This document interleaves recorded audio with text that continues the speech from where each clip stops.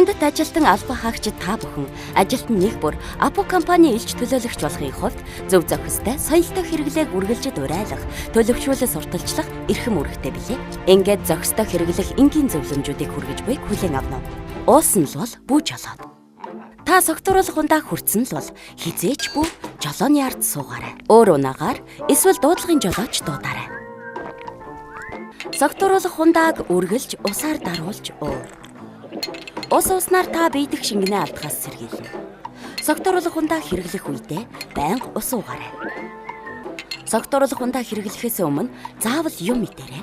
Хоол идэлгүй согтууруулах ундаа хэрэглэх нь тийм сайн зүйл биш юм. Тиймээс та заавал юм идэж байж согтууруулах ундааг хэрэглэж заншаарай. Өөрийнхөө хэмжээг мэдэж тохируулан хэрэглээрэй. Өөрийнхөө хэмжээг мэдэж тохируулан хэрэглэснээр та өчийг найз нөхөд хамт олонтойгоо дурсамж дүүрэн хөгжилтэй өнгөрүүлэх болно. Багаар аажим уу. Их хэмжээгээр битгий уу. Удаан ууснаар бие организм согтууруулах ундааг шингээж задлах хугацаа өгч буй хэрэг юм.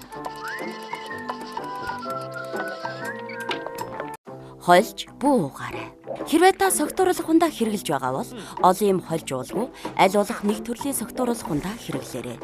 Ингэснээр та өчийг найз нөхөд хамт олонтойгоо дурсамж дүүрэн зөв боловсон өнгөрүүлэх болно.